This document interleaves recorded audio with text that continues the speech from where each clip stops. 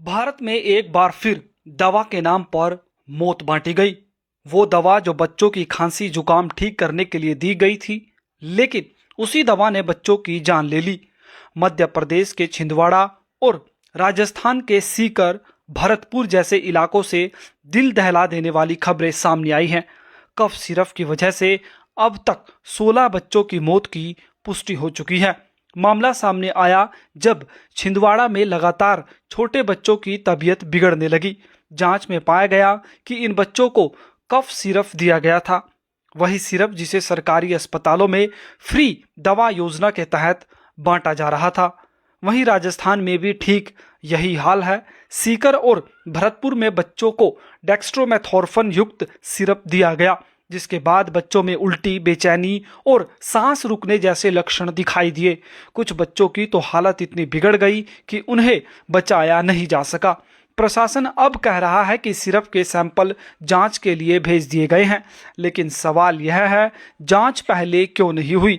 क्या हर बार किसी हादसे का इंतजार करना ही इस देश की नई नीति बन गई है?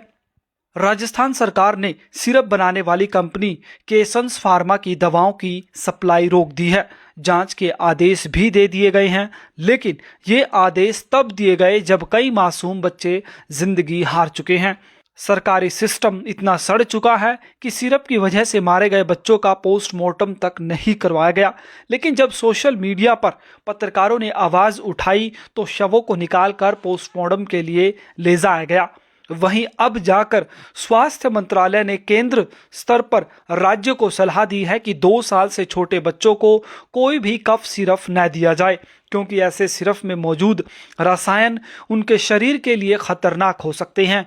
फिर सवाल उठता है, जब ये बात पहले से पता थी तो क्या स्वास्थ्य अधिकारियों और डॉक्टरों को इसकी जानकारी नहीं थी?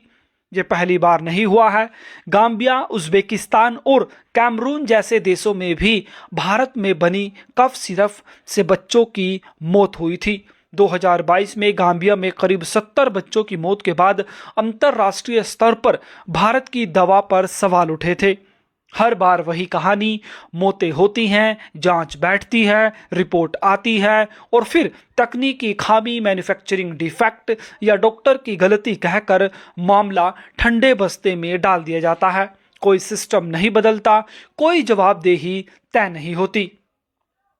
अब भी यही हो रहा है। कुछ डॉक्टर्स को सस्पेंड कर दिया गया, कुछ फार्मासिस्टों पर कार्रवाई हुई और जांच कमेटी बना दी गई। लेकिन असली सवाल यह है, क्या इन मौतों का असली जिम्मेदार कभी सजा पाएगा? मासूम बच्चों की मौत हमें यह सोचने पर मजबूर करती है, क्या भारत में गरीबों के लिए मुफ्त दवा का मतलब सस्ती और घटिया दवा है? क्या हर मौत के बाद हम सिर्फ बयानबाजी और कमेटियों से काम चला लेंगे?